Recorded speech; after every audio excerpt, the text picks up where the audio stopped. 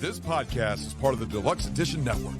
To find other great shows on the network, head over to deluxeeditionnetwork.com. That's deluxeeditionnetwork.com.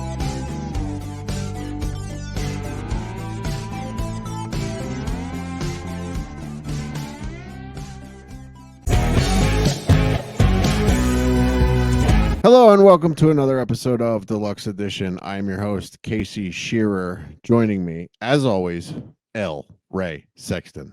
What's going on, Casey? Not too much, buddy. How are you? Oh, we're having a great day today. Yeah, you this know, was. Do you know why we're having a great day, Casey? I do. Yeah. Why don't you tell everyone why?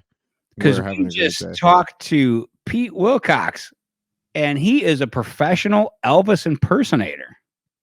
Yes, he is TV's Elvis. Mm-hmm. He was considered TV's Elvis in the, I'd say, 80s and 90s, right? Yeah, that's a good guess. Yeah. Pete was in. If you saw Elvis on TV in like a sitcom in the 80s or 90s, it was most likely Pete Willcox.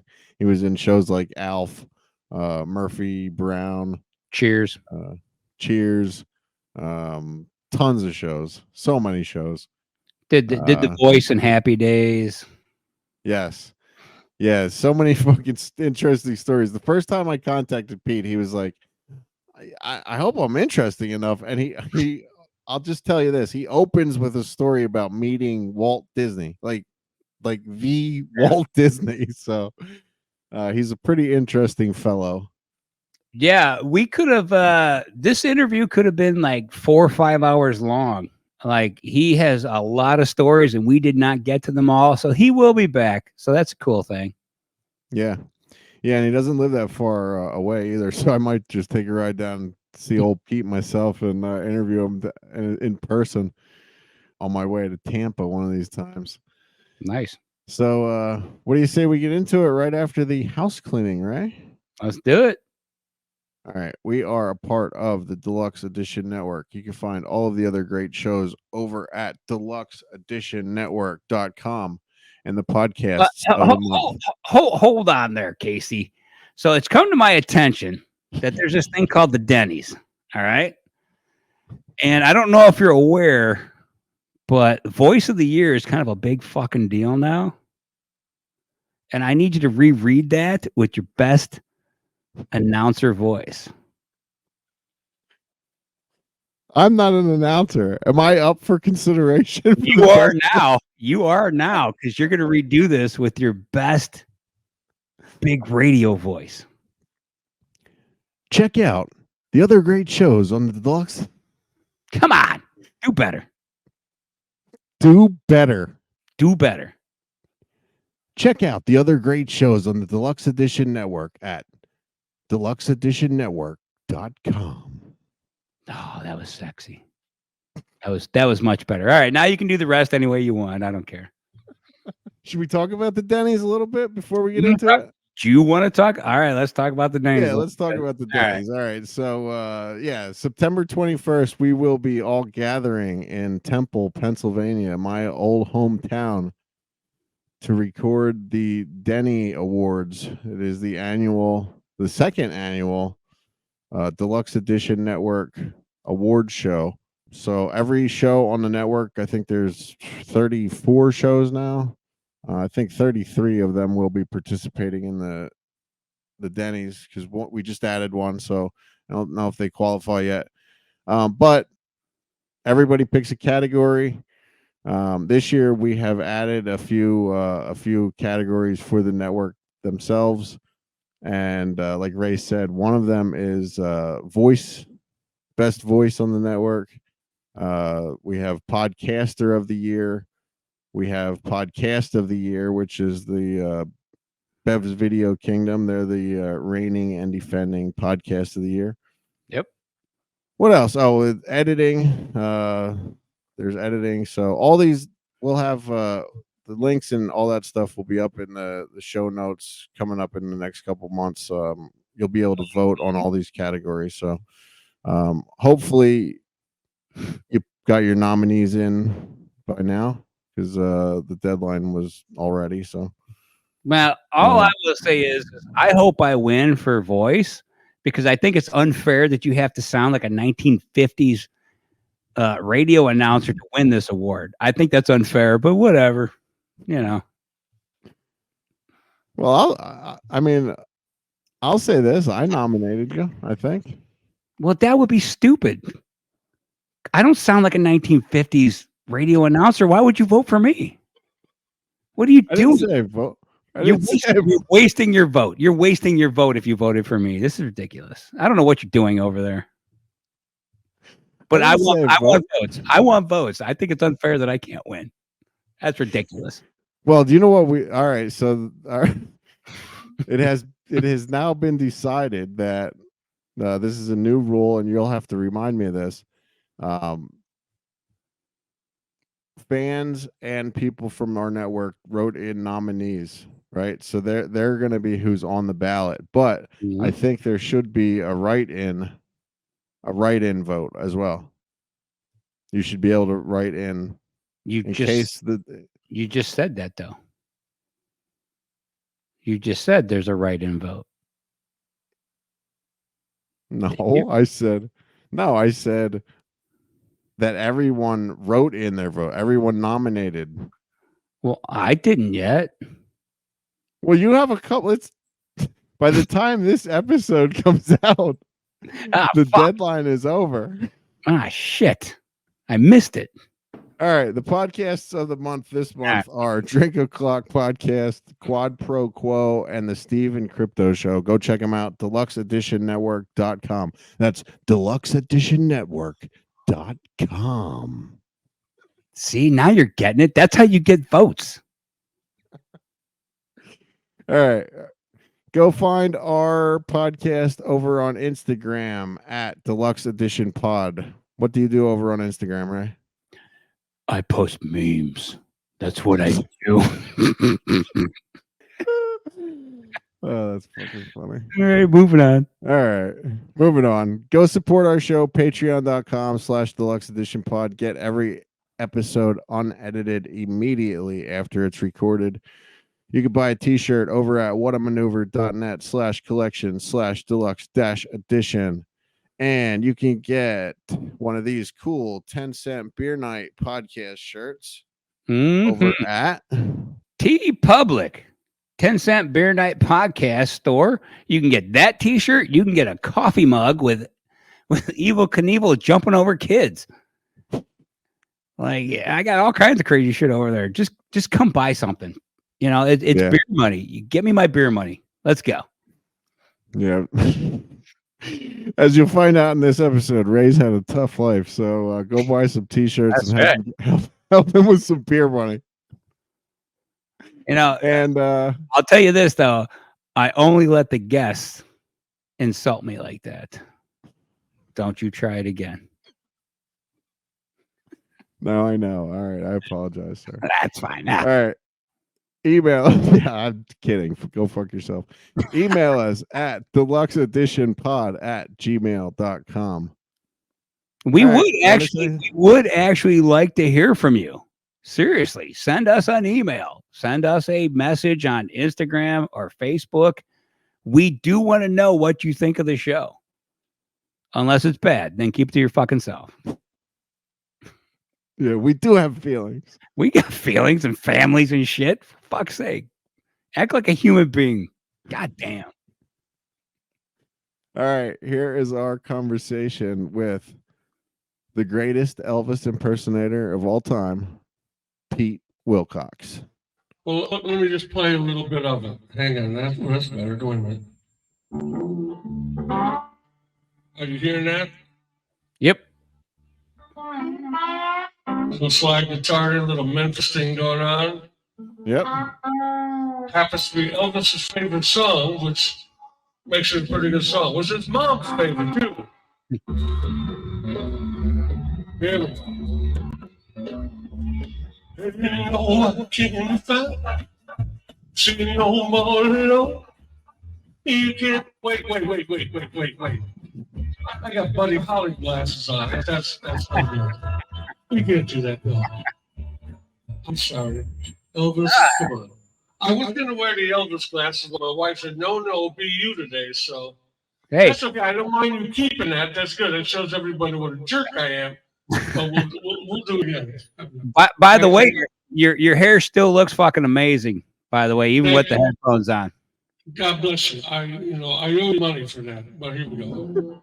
All right, little Memphis slide guitar, Elvis's mom's favorite song, and I have to admit, I got a great question for you about this record after the song. Are we ready? Yes, we are. Well, then let's do it.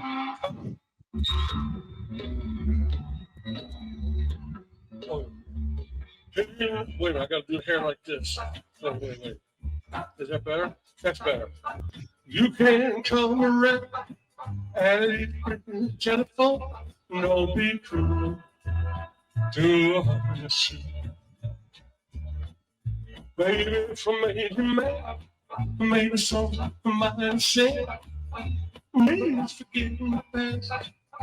Future right ahead, no be cruel to us. Oh, I know love maybe is to you. Don't stop saying you love me. Won't you make me feel this way? Come on over here and love me. You know I want you to say no because to us. Or should we be apart? I really love you, baby. Cross my heart. Don't be cruel to us. Don't be true to us. Oh, I know love, maybe you are. All right. All right. Very Okay. nice. Thank you very much. God bless you. Oh, well, we're going to get out of this. Can you still hear me? Yeah. Oh yeah. Oh, great. Okay, let me kill this. Okay, no feedback. Yep. Now, God Yeah. bless you. First of all, thank you so much for including me in your program. It's so kind of you. Thank you, man. I appreciate the chance to talk to people and get my story out and share it with you. And you guys, I congratulate anybody working a podcast. God bless them. Yeah. Hey, it ain't easy. The pipes are still good, man. Oh, you sound bless your good. heart. I appreciate. Thank you. I've got some plans for a couple of shows that I'm trying to put together. We found one. I really like this idea. See if you like it. We found almost pristine tracks, Elvis, the original tracks. So I'm thinking a theatrical presentation. The stage is a studio with the hanging mic, you know what I mean? The classic mic. And say, ladies and gentlemen, we'd like to welcome you tonight to a fantasy that we're all going to participate in. What if some of the masters of Elvis's favorite songs were destroyed and we lost his voice? And we called him in tonight to do his favorite songs. Well, that's what we're going to do. Ladies and gentlemen, please say hi to Elvis. And then I'll walk out. I'll have to send you, I can't get up. I'll have to send you a picture of me like today with the white hair and a scarf. And it's really fun. It really, really is. So, he'd talk to the audience, have fun with them, but it'll be like a recording studio, no band, just Elvis, the mic, one-on-one. It's almost like the 68 comeback special kind of a thing where God bless you. It is in a way, but right. It's funny. A lot of people, and I've been in music. First of all, let me just say, I'm an old guy. My last birthday, 80. Hey, So you look Hey, good. you look great, man. Yeah. I mean, come on. So there we have it. So what I'm trying to do, that allows me to do a what if Elvis was still with us.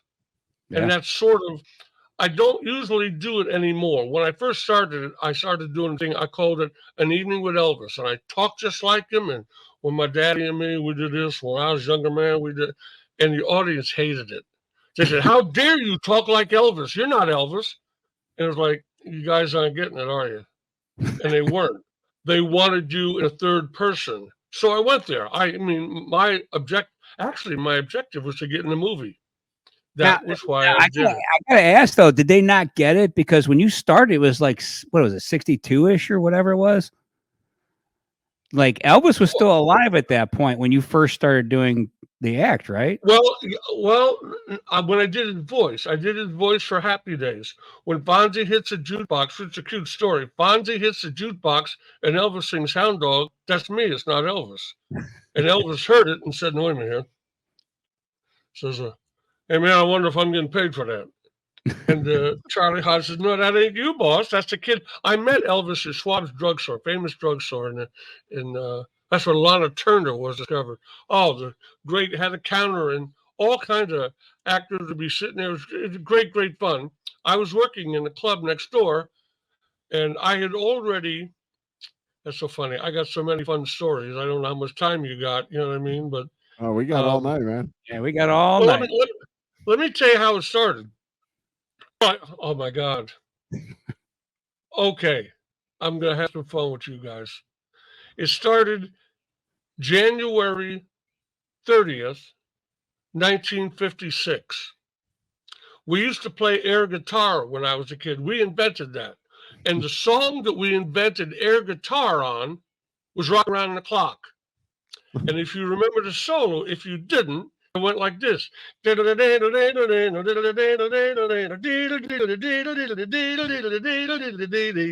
Okay. Latin teacher walks out of class. I've always been class idiot, just my curse. I get up, I'm doing air guitar, and I used to kind of like do the jitterbug while I was doing it.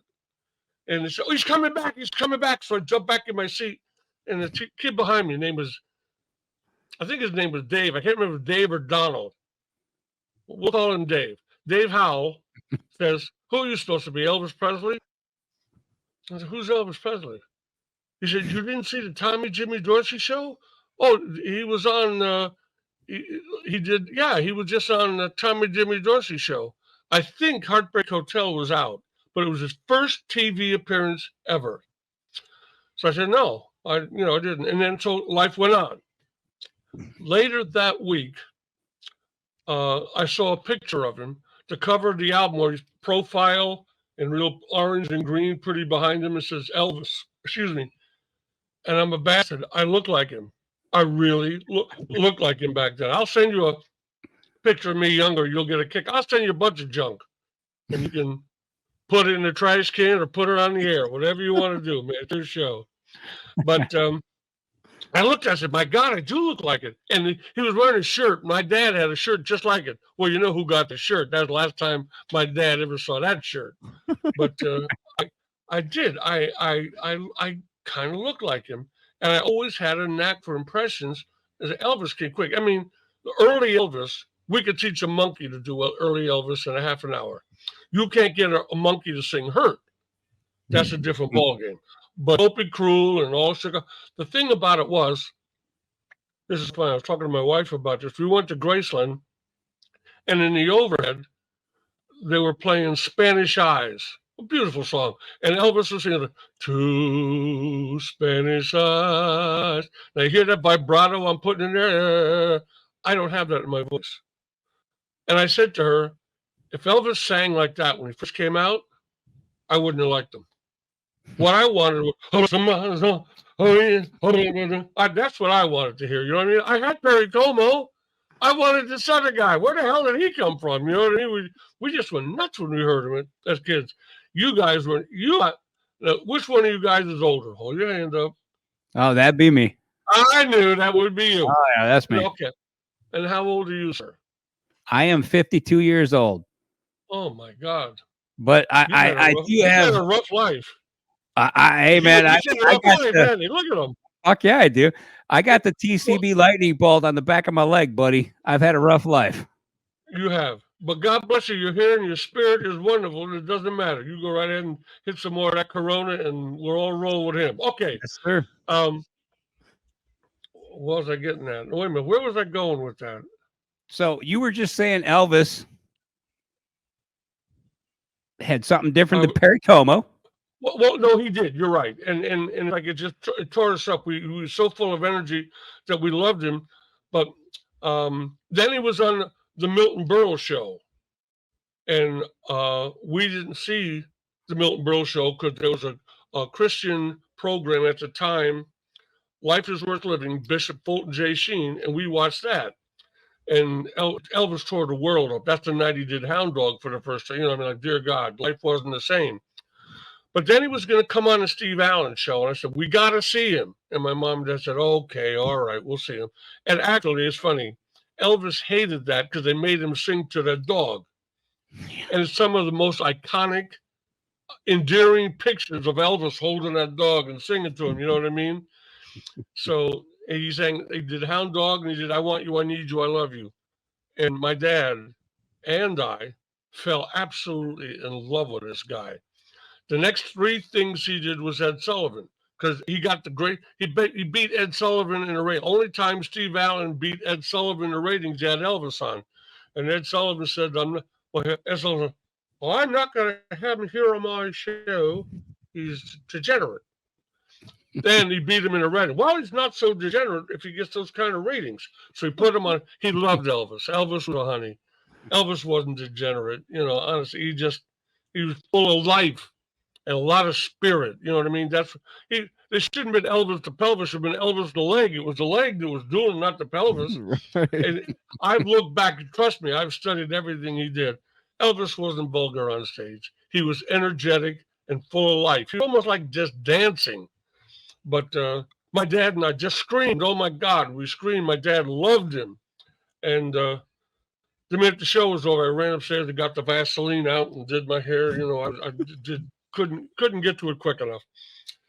And my dad is a very, very interesting guy. Too bad he's not here. You should be interviewing him instead of me, but that's okay.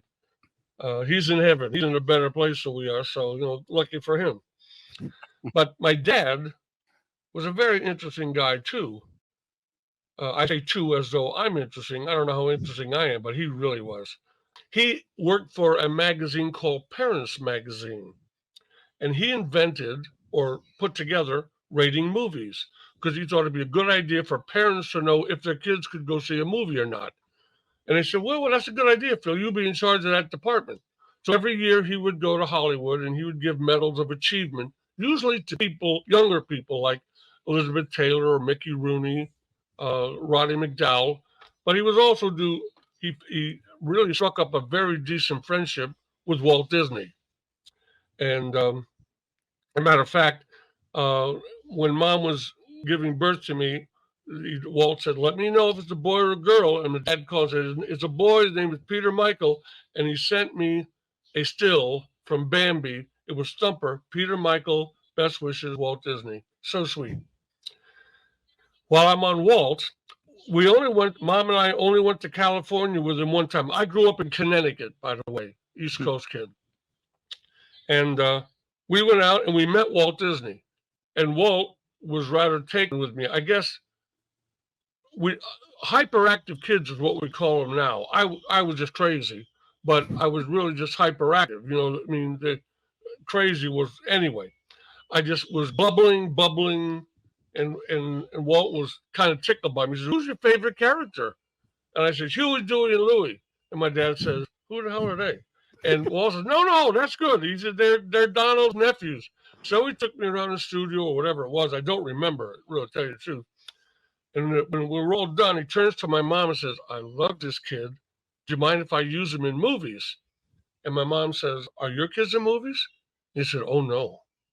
Oh, Gene, I shouldn't have said that, should I? And my mother comes up with the classic mother line. She said, well, I just want him to grow up normal. It didn't happen, Ma. I didn't grow up normal. You see what happened. And what really pisses me off is I could have been with Annette instead of Frankie Avalon. That could have been me. I would have been a Mouseketeer. I'd been on the beach trying to get inside her bikini. Oh, anyway. Well, I got to stop you there. So when I first contacted you, you were like, man, I hope I'm going to be interesting enough. You Right, we're 150 episodes in. None of our other guests have ever met Walt Disney. Now they have it. Oh, no, wait a minute. Or Elvis Presley. I met Elvis. Come on.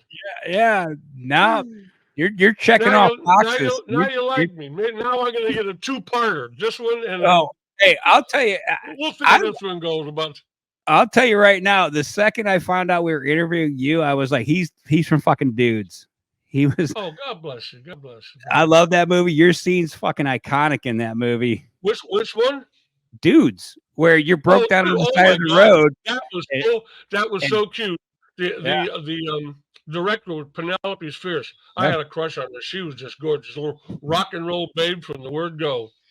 But she said to me, "I wish I had met you earlier. I would have written your part in stronger. I helped the guys in the middle of the movie, and then I disappear." She said, "I'd have had you come back at the end and help them in trouble." I said, "No, the movie belonged to the guys. You did the right thing, but I'm very flattered that you liked what I did." So, yeah, it was a fun movie. Danny Roebuck they're both great. Danny Roebuck, real sweet guy, and Johnny Cryer's had a wonderful career. So, Oh yeah. Yeah. How did you end up in that movie though? They were looking for a guy to do Elvis, and at the moment, I was kind of the Elvis guy in L.A. That was very, very lucky. I was chosen to do a very silly sitcom called The Last Precinct. Stephen Cannell did it, and we had like eight or 13, I think, episodes, and then it didn't make it. It didn't get picked up, which was a shame. They did not know what to do with my character. They wanted an Elvis guy, so I had to kind of come up with ideas myself, and they kind of liked what I did. But boy, if that had just clicked for one more season, I was going to go to Rhino Records and try to get an oldies album, to really make the most of it.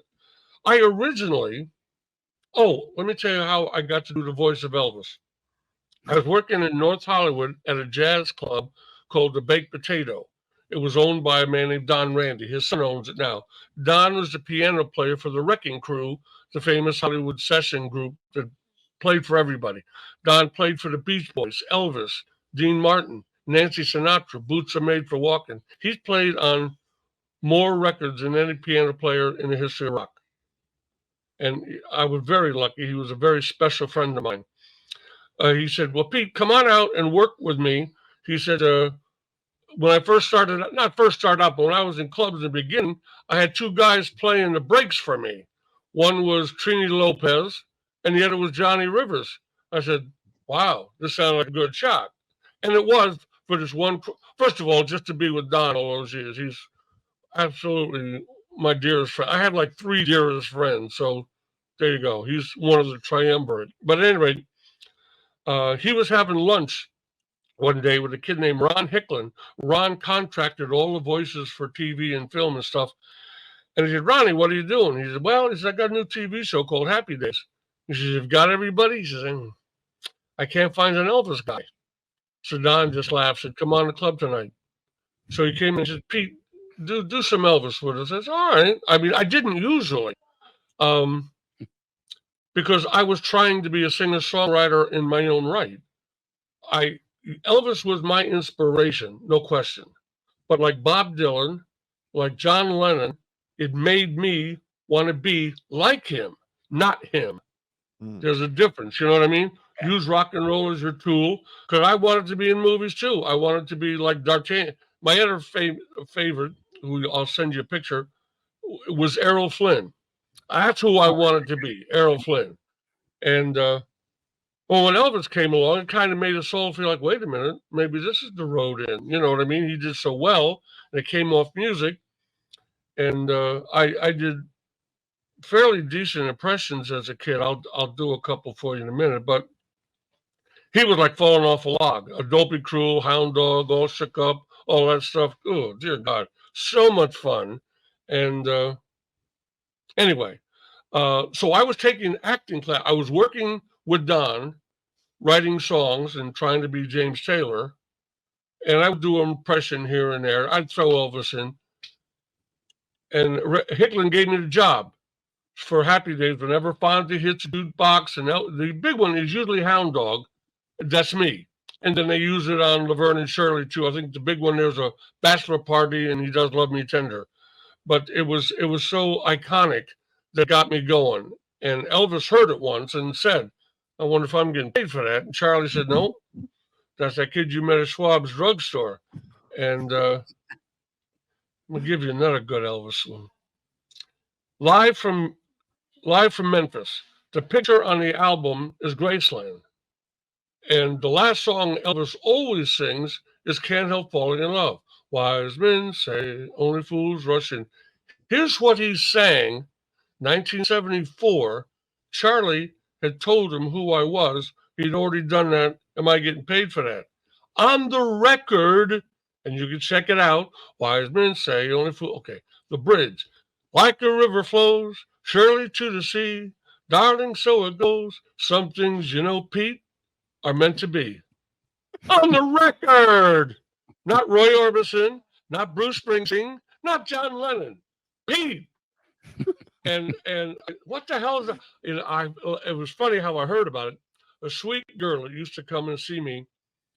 I think I was in the backseat of the car, smoking some medicinal influence, and she played that. I nearly flew out the window. What? What? Did Elvis just say Pete? Let's play it again. Sure enough. I mean, oh my God. So, you know, in the world of Elvis tribute artists, everybody is the ultimate Elvis. Everybody's won every contest. Everybody is the best ever. Elvis never mentioned them. I'm sorry, as Blake Shelton would say. Anyway, Well, you know what's funny? It's all silly, but it makes for fun stories. How did they get around that though? How could they use you singing his song? Well, he didn't Like, write that song. Sound alike. Oh, he didn't. No. You were technically an actor doing a sound alike. Yeah, if they got him, they would have to pay maybe $100,000, and I got 150. So Gotcha. Oh, okay. I felt like that's a little bit of an injustice there when you think about it. But I mean, if Elvis thought it was him, there ought to be an extra 150 in there for me somewhere. But there is. I'm on the show. Before you hopped on, we were talking about that, about voiceover actors and stuff. Like, why do they hire actors to do commercials and stuff when you can't even see them? And it's like, because you can recognize their voice. And Ray said sometimes it's not even that. It's not even the actual actor. It's just someone that sounds like them. Yeah. Rich Little did some wonderful work for actors that passed away. I think Jack Hawkins. I think Jack Hawkins, the English actor, got throat cancer. And Rich had to go in and do some of his lines, and you can't tell. So it's an art form. It really is. Just kind of getting in the beat with the guy, and there you go. But like I said, I was studying acting with one of the finest acting teachers in the world. We could do a show on him. His name is Jack Garfine, and he was an Auschwitz survivor. Came to New York after the war. It was taken under the wing of Lee Strasberg. And he came to LA and started Actor Studio West. And I was blessed to study with him. That man changed my life in just the interpretation, how to sing a song, how to play a part, how to communicate. He's absolutely brilliant. I was very blessed to have him in my life. He probably had more impact on me than anybody but my dad, because he really helped me think, helped me learn to communicate, try to write. He came and saw a show once, and he said, I was doing memories pressed between the pages of my mind. The part goes, quiet thoughts come floating down, they settle softly to the ground like golden autumn leaves. I touched them and they burst into sweet memory. He says, Pete, see the leaves coming down. Touch one and see your mom's face. Touch one and see your first girlfriend. Touch one and see where you used to live.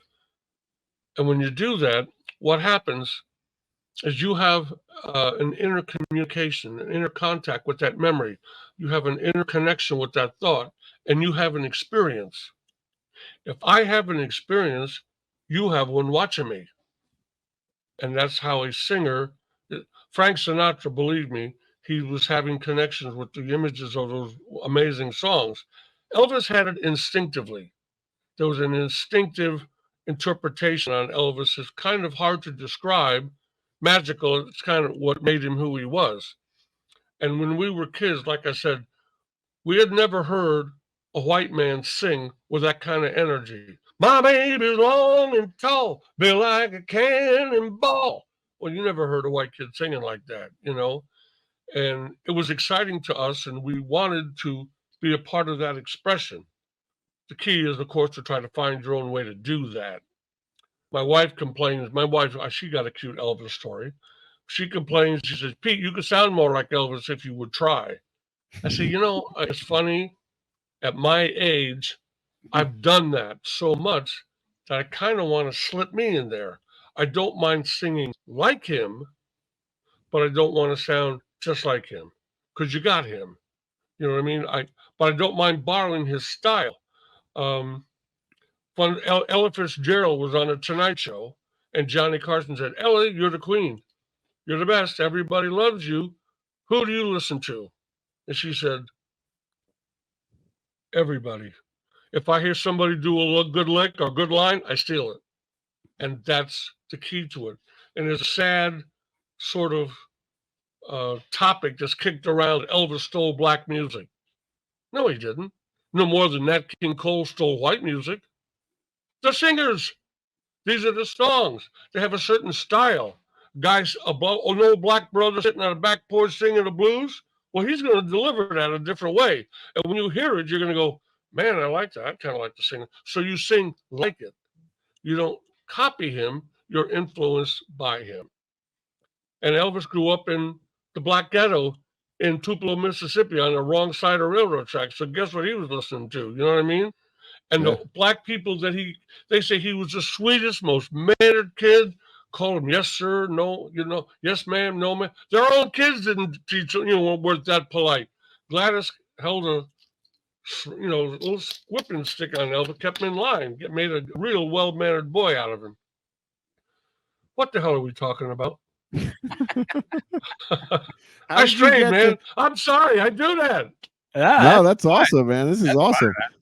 So you grew up in Connecticut. I know you lived in Harrisburg for a little while.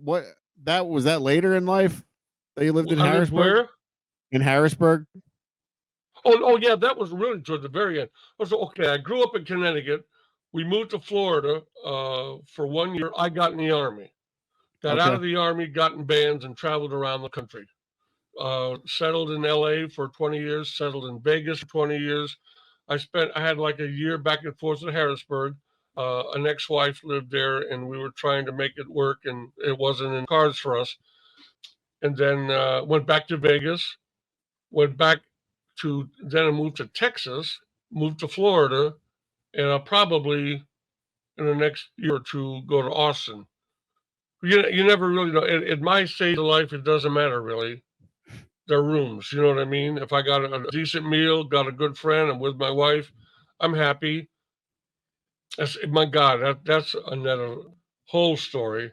Who you are at 80 and who you were at 30, dear God. They don't even seem like they're in the same universe. 50. Yeah. Hey, you've performed everywhere though, right? Like I was watching some of the videos that from Chile and France and all over the place. Right. So why did you you wanted to originally when you started, you wanted to get into acting and get in you were doing your own singer-songwriter stuff. Was it just more profitable to do the Elvis thing or Well, yes. When he died, when I used to do Elvis at the Baked Potato, Don, the owner, and I, we used to laugh. I said, man, what the hell we got here? I mean, grown people were standing screaming. This is like in 1972. And he said, I don't know, man. You're really doing well. And some friends of mine worked at Columbia Records, and they said, Pete, you should be doing this in Vegas. What are you, crazy? Go see him. I'm trying to write my own song. Shut up. Don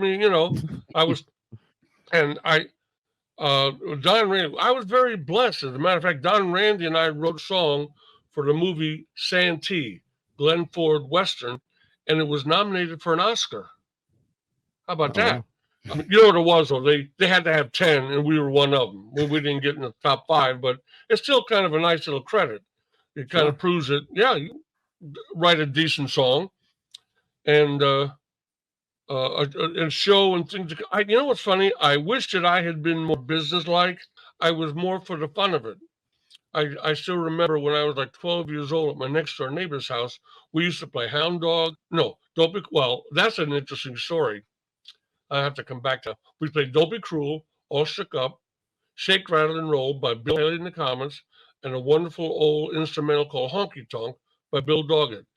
And I remember sitting in his room listening to Elvis and thinking, God, I'd give anything to be a part of this new music that we're hearing. And look how blessed I was. I got to do it for 50 years. Yeah. That, you know what I mean? I didn't have to work at Walmart or, I was just so, my dream came true like that. I didn't get to be in movies. And yet, every night for about 30 years, I portrayed Elvis. That's a pretty good part to have. So it's funny. Your dreams come true in different ways. You just have to be fortunate enough to catch them and realize, oh, this part of my dream coming true here. I need to enjoy this. And I was very blessed that I did. I still do. I mean, it was fun doing that for you. It's fun. We're sitting here talking about it because that's what I did. Yeah. Yeah. Well, you said you keep saying about you wanted to get into movies. You were in Dudes. We talked about that, and you were in a ton of TV shows and stuff. Right? Oh yeah. My playful title is America's TV Elvis. I did Stephen Cannell. I did Elvis, a character in that. Then I did Cheers, Designing Women, Murphy Brown, L.A. Law, Full House. I mean, come on. I was the guy they called for those parts. Right. And it's so amazing. When I look back and I see him, it put me into instant prayer just to be so grateful that God allowed me to experience those things. The challenges, of course, to try to keep making yourself relevant. At my age, as I've made an effort to try to get to festivals and things like that, and they don't want any part of me. They want the Elvis in the jumpsuit. We don't. Now Elvis, wasn't old, and we're keeping this alive. I said, well, okay, I can't argue with them. That's their platform, and that's what they want to do. But to me, part of it would also be, wouldn't it be fun to see what he might be like if he was still here? Yeah. That's a decent tribute. That's a decent tribute. Me and Casey were just talking about that also is I said, the iconic is the jumpsuit, but, why aren't there more impersonators doing the other versions? Or the they do. They do, but the most popular one is the jumpsuit Elvis. Absolutely. It's spectacular. It's bigger than life. I had a show. This is so funny. There's one of my favorite guys. I have several real wonderful guys, so I don't want to say my favorite, but a very talented kid doing Elvis is a young man named Dean Z. His home is Branson, Missouri, but he travels all over the world. He's very good. He does pink jacket, black leather, and jumpsuit. He changes.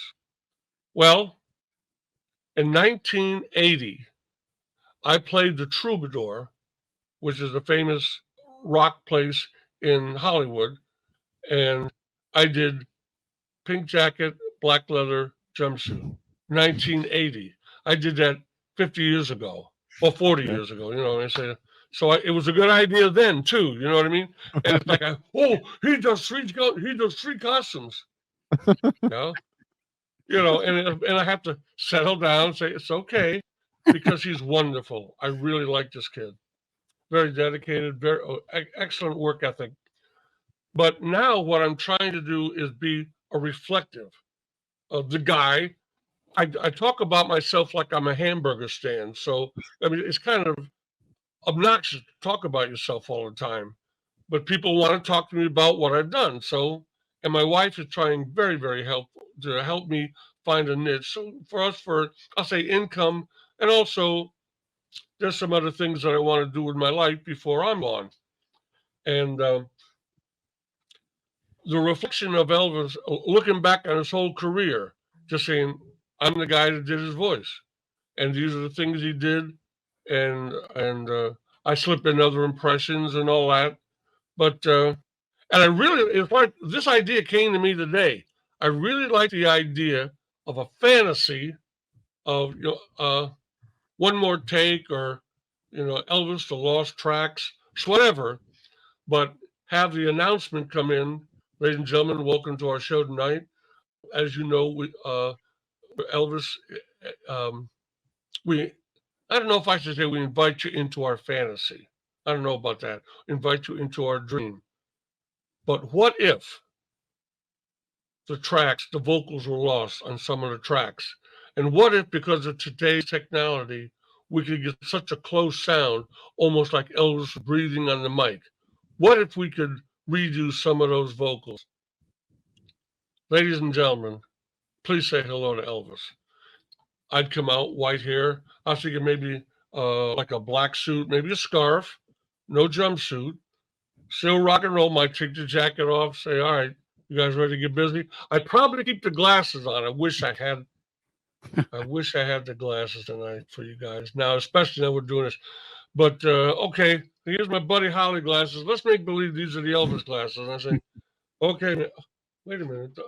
I thought I might have had a set up here. No, I don't. Anyway, I'd probably keep them on because I wouldn't want to do something to break the illusion. If I was doing myself, when I used to do Elvis, I'd do CC Rider and take them off during the solo because I didn't want to hide behind the glasses. You know what I mean? I wanted that eye contact. But I've just run into some karaoke tracks on Elvis. I swear to God, they drop dead. It's like, oh my God, they sound just like the record.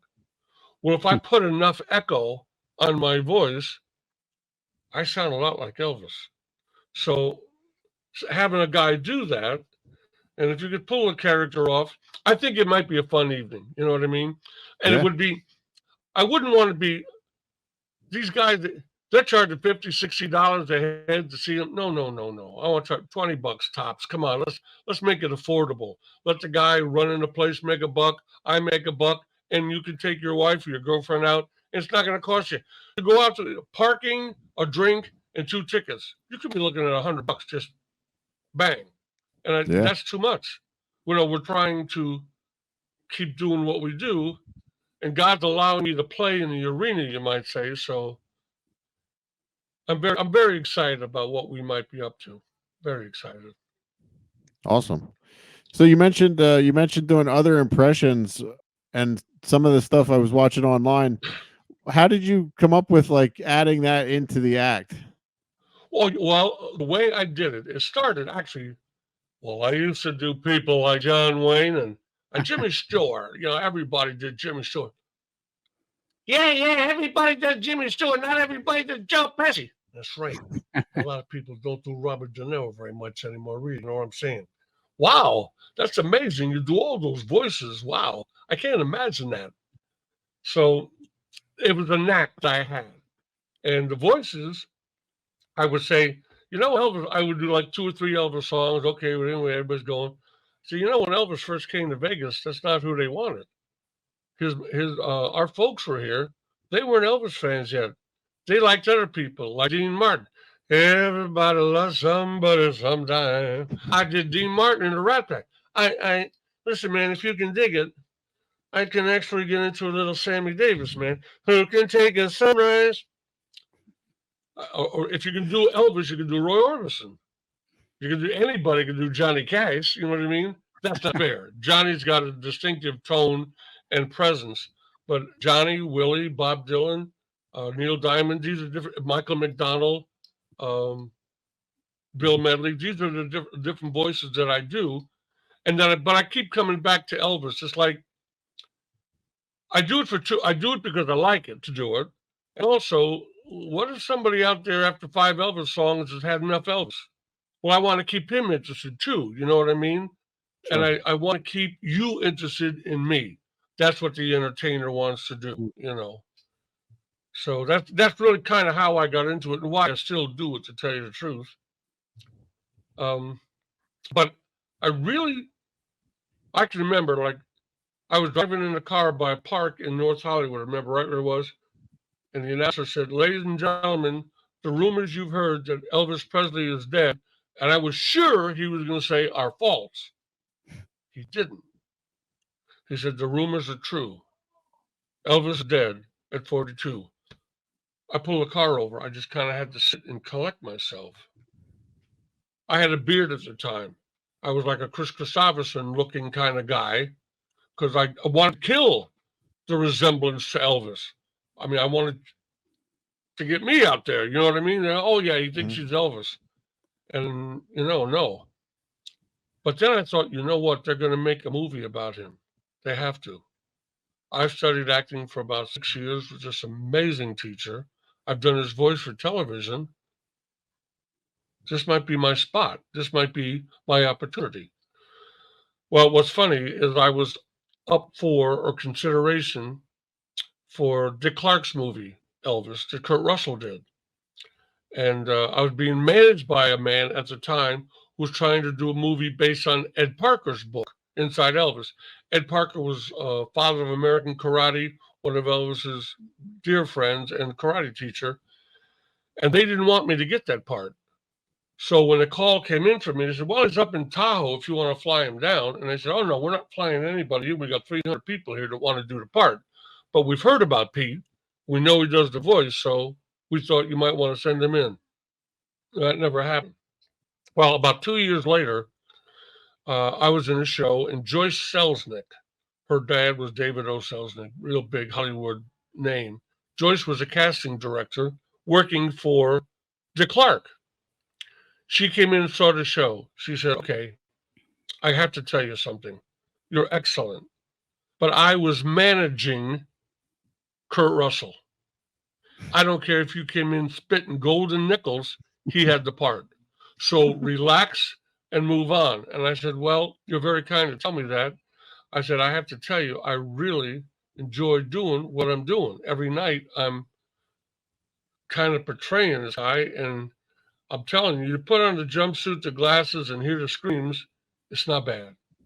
It's very exciting. You're Santa Claus at the Christmas party. That's what it's like. And I loved him as a boy. He was my favorite. So I kind of relegated and kind of gave away my late 30s, 40s, and 50s to this project. And I don't regret it because I'm happy where my life is now and what I'm up to, that I'm trying to do like just to sit and still have a dream of doing a production. That's excitement. That keeps us going. You always want to have a dream. You always want a carrot out there in front. You know what I mean? It keeps you relevant. It keeps you thinking. It keeps you trying. Yeah. And no, that's awesome. It's funny. Man. So you studied. You said you studied Elvis, like, everything, to make sure that you got it right. How much of like the lifestyle did you? Were you partying as hard as Elvis was out on the road? Now, what's funny? I mean, first of all, you're out in the road. You're doing Elvis. It's rock and roll. The party is there. In fact, you're the ringleader at the party. But Elvis had a different kind of partying. You don't hear him all over the place with all kinds of girls. There were 3 or 4. If you stretch it out to maybe 10, there were more. Practically, he had more crazy life as a kid, as the rockabilly singer. Oh my God! They said the backseat of the car was like a motel. But as a man, all the excitement and the hoopla was there in the show. And usually after the show, they had the famous gospel sessions. But he usually went home to his girls. I mean, Linda Thompson was there for 4 of the years, and they were very much in love, and he was quite faithful to her. So maybe at the end, he might have slipped in a little bit. And Sly Stallone talks about this. He says, I got the keys to the candy store. And it ruined his marriage, maybe ruined a couple of relationships. It's a very treacherous place to walk, which almost brings me to a segue that I think is going to turn you guys. I was in Memories Theater. That was a theater in Pigeon Forge, Tennessee, right down the street from Dollywood, where Charlie Hodge and I worked for about 1.5 years together, 2 years. And then I came back to Vegas because I missed Vegas. I had a beautiful home. I wanted to be there. That was a little rural for me. I tried to talk them into, we should be doing something with Nashville. Once a month, special from Pigeon Forge, Elvis Live would have been great. Theater owners, no, we don't want to make any changes. We want everything just like it is. I'm not a good guy with everything just like it is. I like the growth. I like the excitement of something new, a new mountain to climb, a new song to sing. Come on. So I came home. During the day, there was nothing to do. Very, very quiet town. People drive there. It's like a Don Rickles joke. They drive there in the fall to see the leaves change color. It's Pigeon Forge and Gatlinburg. That's like the old joke. Go, yeah, it was so boring. We're sitting in the front watching the truck rust. You know what I mean? Come on. But I started watching Christian television.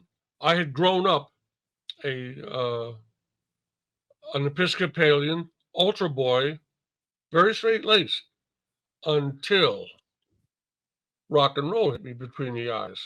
And then I can't speak for you guys, but most young men at 20 invent their own religion. I'm a nice guy. I'm not hurting anybody. God can't be mad at me. If I'm with a girl and she wants to be with me, where's the problem? This is, I'm paying my taxes. I got a job. I'm not stealing stuff. But there's reasons that's complicated. I'm watching these young preachers on Christian television, and I got infected. I admired their passion. I admired their dedication. And I thought, wow, these guys are really doing a wonderful thing. And I thought, if I can keep your attention, if I got enough charisma to hold your attention for an hour singing Don't Be Cruel, wouldn't it be better if I could give you the word of God? Yeah, it would. That'd be better for you and me. I still want, still nice to sing Don't Be Cruel. Nothing wrong with entertainment, movies, stories, whatever. But suddenly, I felt like I've already done this. I've done this. Nobody's going to get bigger at doing this, or nobody will ever do the TV parts I had. Nobody.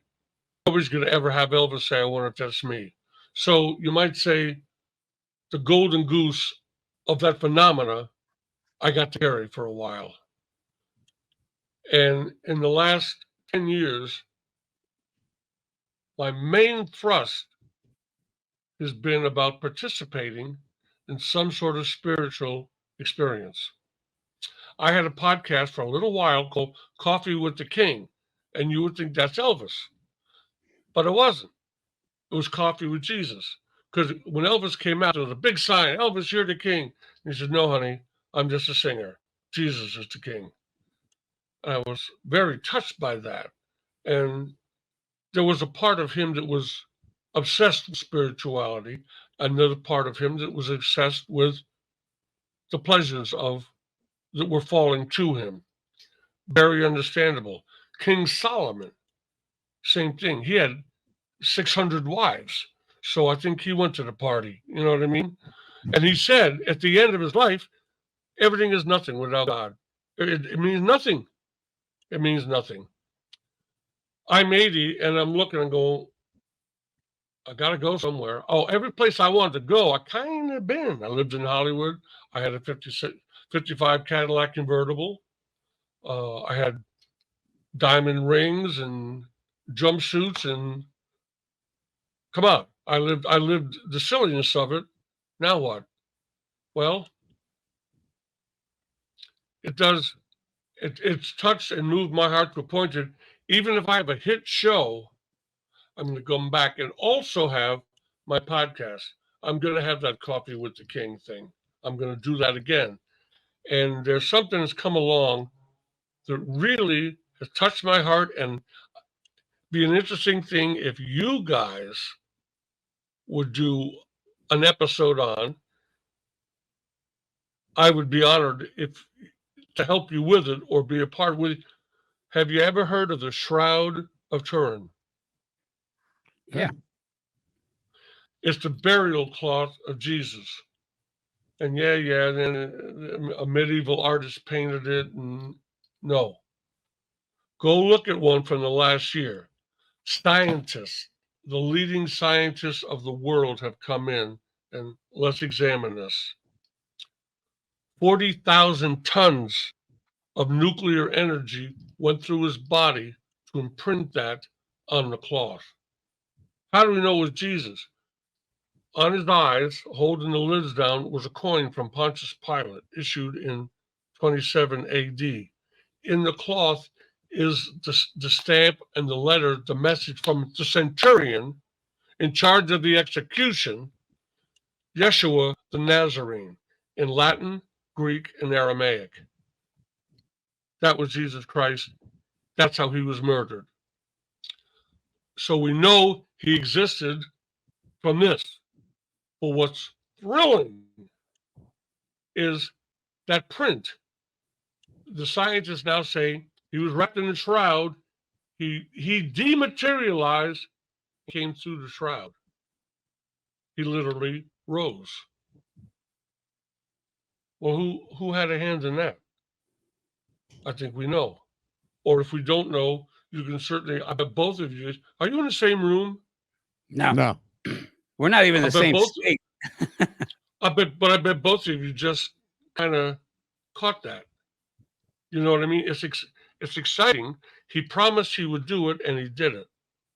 Nobody else in the history of mankind did that. We cannot make the imprint on the cloth like that. We don't have the way to do it. We either melt the cloth, it catches on fire. The imprint is, if you took a hair and cut it, in half, that's how thin the imprint on the thing is. And it doesn't bleed into the next layer. It's printed there from a blast of nuclear energy. So that tells me he was here. He did what he promised. He rose from the grave. I want to hear what else he said.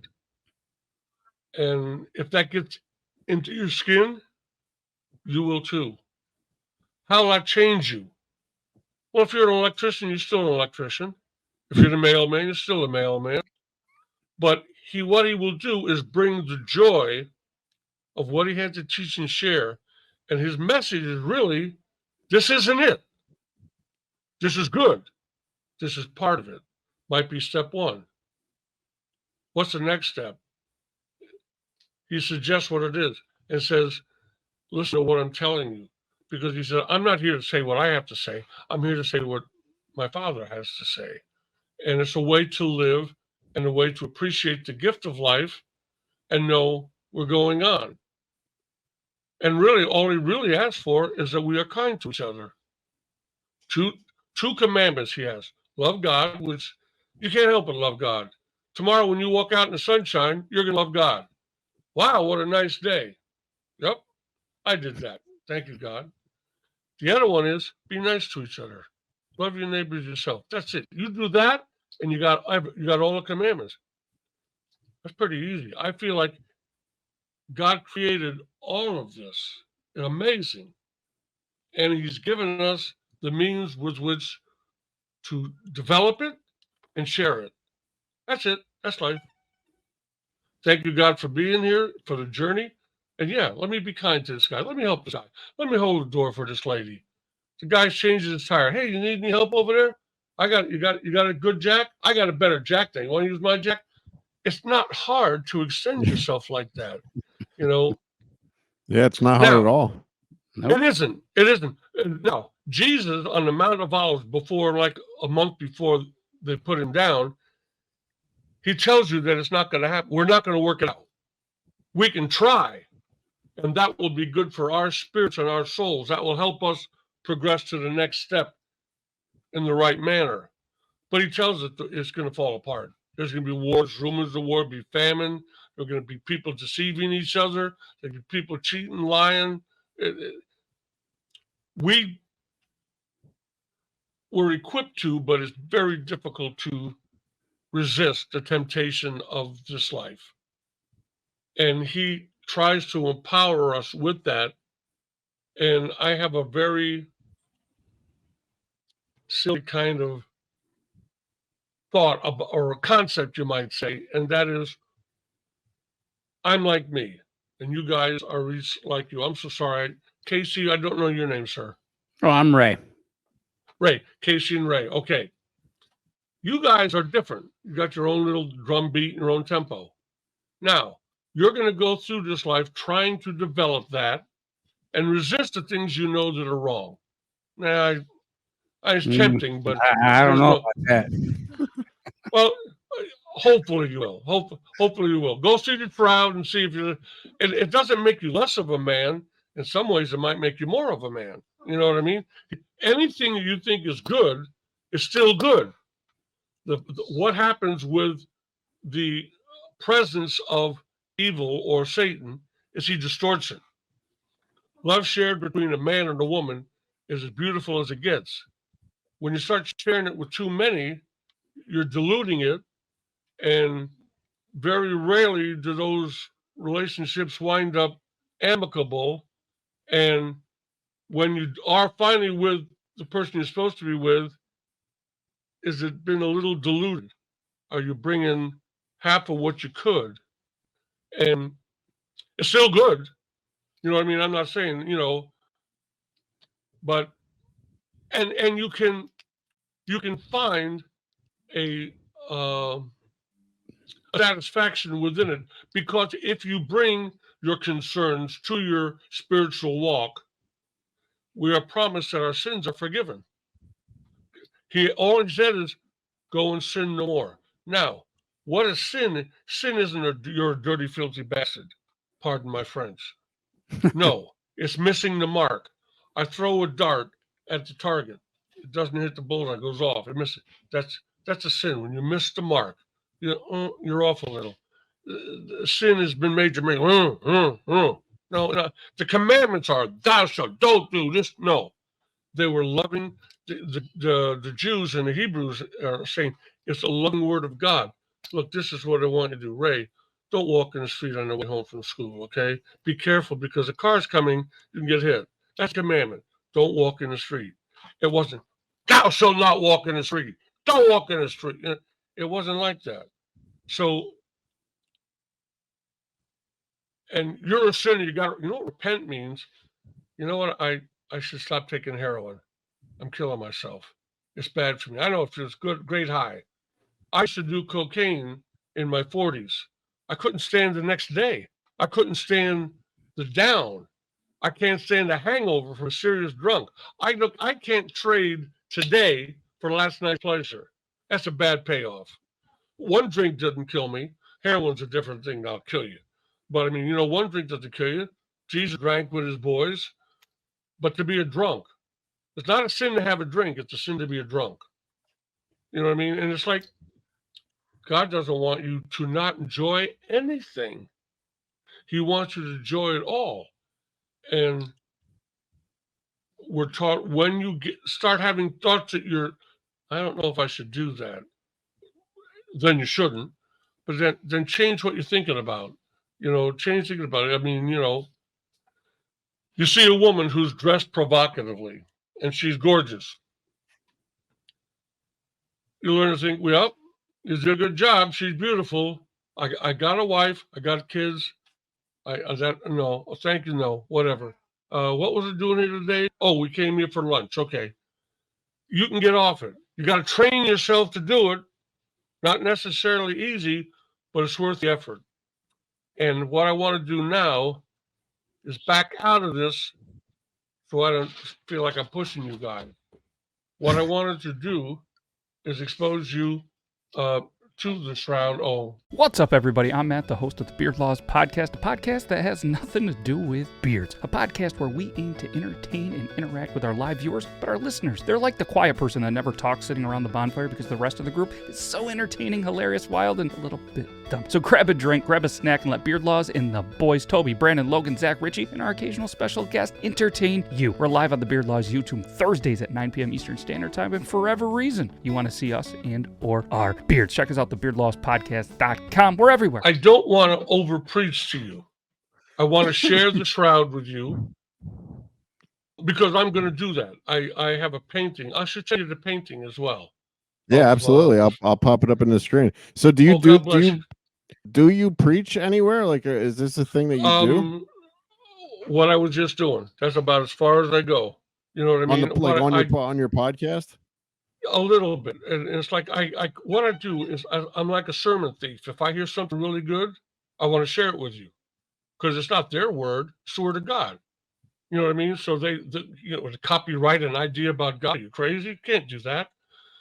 But I want to be what they would call an encourager, but I don't want to.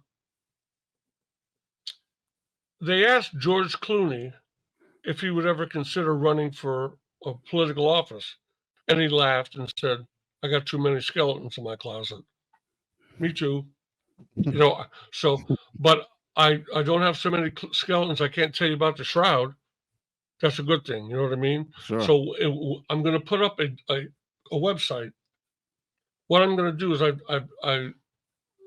did a painting of the face of Jesus, like the shroud, kind of dark and like the shroud. And I'm going to have a couple of T-shirts that I wear. I'm going to put up a website about the shroud. And when people say, "Oh, I know what that is," I say, "Yes, it is." And I'll hand them a card to direct them to the website. And the website will tell them about the shroud. And on the website, I will say to them, "I don't in any way want to preach to you. I just want to share with you the inspiration of what this blessed man came and did for us. I do suggest one thing, that you go reading what he had to say. He promised he would do this, and he did it.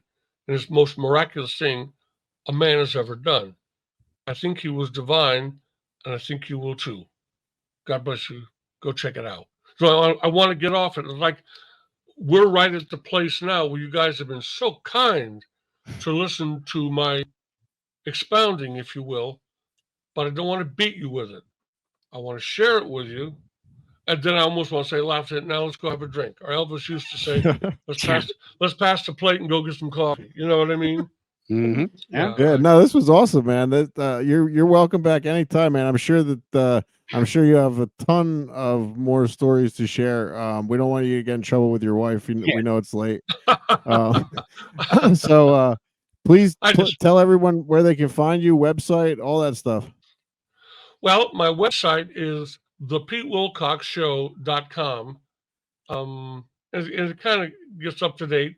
I'll have another website that I'm going to put up. You guys are so special and kind to do this with me. If nothing else, when I get the website up, I'll holler. Because I got your number now. You're in trouble. Absolutely, man. Yeah. I know.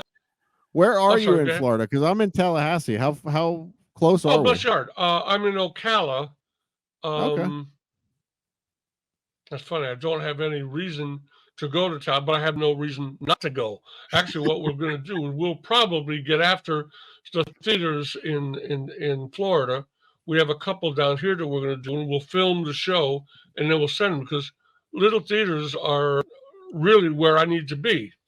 Yeah. Awesome. Yeah, there's a small theater right up the road here.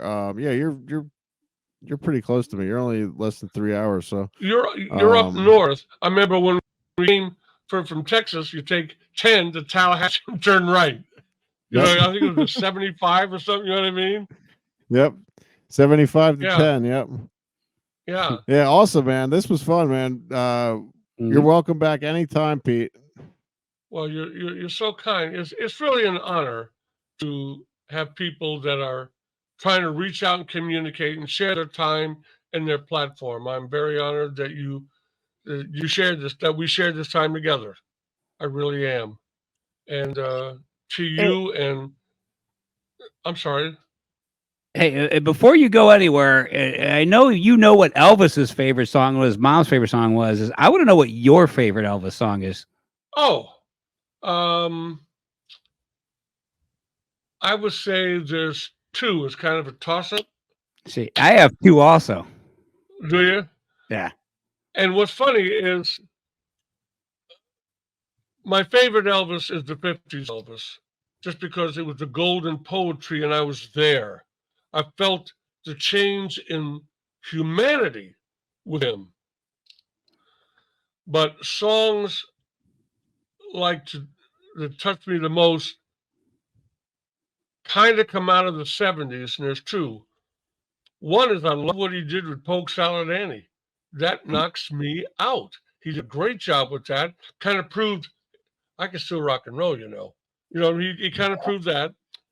And I Just Can't Help Believing. It was a song by B.J. Thomas, and it's the theme song. He had a wonderful documentary called That's the Way It Is. And it was kind of the theme song. It showed him working on it with the guys and then on stage. But it's just a beautiful romantic moment with Elvis and his lady, whoever she may have been.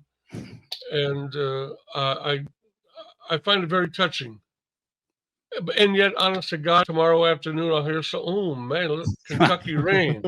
Rain. That's the hard part, but I like isn't it? Yeah, I like Hard Headed Woman and I Can't Help Falling in Love with You are my two favorites. Oh, the movie version, I Can't Help Falling, or do you like the concert version? No, I like the movie version. Yeah, it's very pretty. Yeah. Hard-headed woman, soft on a man. Better cause the trouble ever since the word began. Oh, yeah. Yeah. Hey, the vocals. I want to hear that. Vocals are amazing. The guitar solo is amazing, and all the backing vocals in that song are just fantastic. Yeah. I love that song. All Shook Up is a bad boy. Yeah, that's a good one too. I like I like the way he growled. We didn't hear a white man growl in songs until Hound Dog, Jailhouse Rock, The Edge, or just the way he would grind on a note. It was very passionate. It was very exciting. It's funny. He said, "I'm not the king. Elvis, Jesus is the king." I said, "Well, all right, let's split some hairs. Jesus is the king of kings. You can be the king of rock and roll." Yeah, we got a king of rock and roll. Yeah. It's okay. You can be king of rock and roll, Elvis. I'm sorry. Can't nobody touch you and that bling and that hair. Dear God, that hair. Wait a minute. Come on, man. Ain't nobody like Elvis. Well, you got the eyes, you got the sneer, you got everything about Elvis. He's perfect.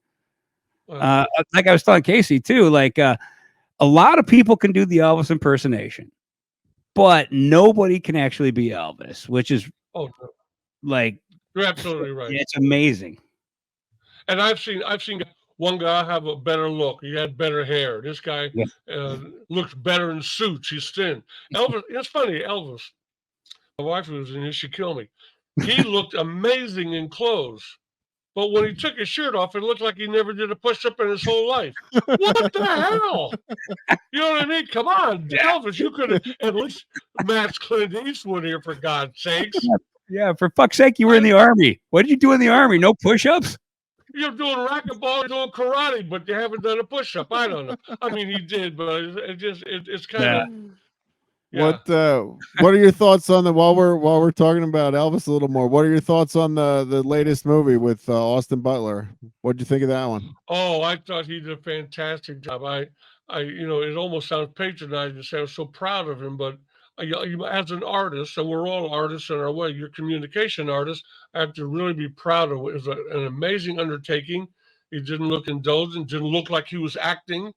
I thought he did a fantastic job.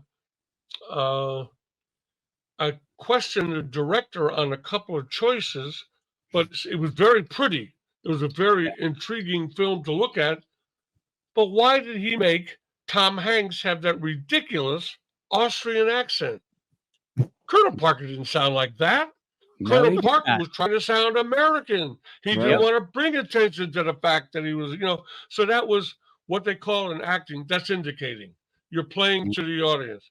You're letting them, the audience is smarter than that. That's not the way Colonel Parker sounded. But Hanks did a great job in the character. Right. You know what I mean? I hated his guts. So, you know what I mean? He did a wonderful job. Yeah, he did. Did you ever cross paths with the Colonel? I never did.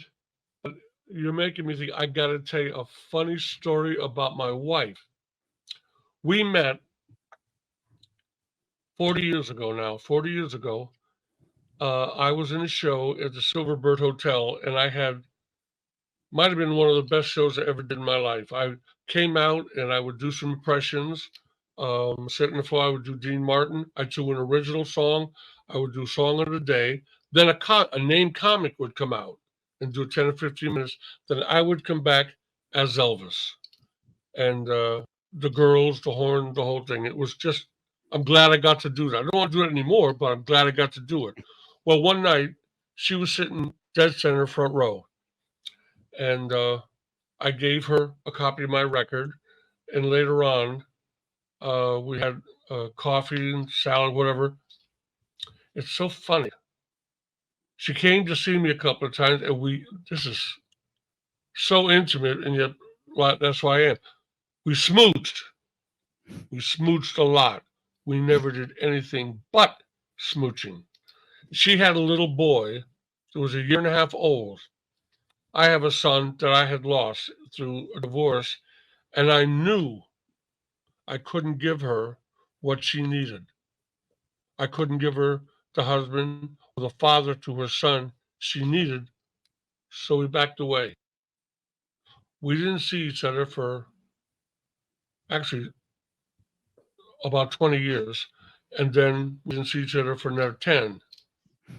We met, we got together online. It was so online. She said to me, "You don't remember me, do you?" And I said, "Well, help me." I didn't. I didn't, because I had blocked her out. Because I couldn't have her, then I don't want to think about her. My career was just opening. I couldn't be the dad to that little boy. No. Okay. She said, "Well, I came to see you." And one time she said, "I remember I came to see you at a Mexican restaurant, and you were standing on a table, a couple of margaritas in, singing a Pat Benatar song, 'Hit Me With Your Best Shot.' And you grabbed a handful of Doritos and threw them at me." I said, "Oh my God." I said, "I remember that. I remember your smile." And I told a friend about it, and my friend said, "I was there that night. I remember when you did that." And okay. Then we got together. Well, we've been married 5, so we got together 6 years ago, and we're a 24/7 couple. She said, "Well, my little boy," I had another one. "My little boys are 42 and 38, and my grandchildren are 12, 13, and 15. I said, "Well, I hate to tell you something, but your grandma job is over. They are now into their phones and their friends." And she says, "You're right." I said, Yeah. "Well, what else is going on in your life?" She said, "Well, nothing really." I said, "Well, you want to be my girlfriend?" And she said, I'll be your forever girlfriend." I said, "Okay, that sounds right." And we have been together ever since. And it's just been, Awesome. oh, it is unbelievable. And her spiritual walk is as strong, if not stronger, than mine. So it's a lovely communication, and it's a blessing. It's a blessing that God has put in my life. We feel like it was meant to be. If it wasn't for the internet, we wouldn't have ever got in touch again. She would have been doing, she did her thing. I did, okay. But her Elvis story is to die for. 16 years old, her mom and dad take her to see Elvis. They're at the Hilton. She comes down to the front of the stage where all the girls are, and she stands up and he's singing "Love Me Tender." Love me. She says, "Elvis, it's my birthday."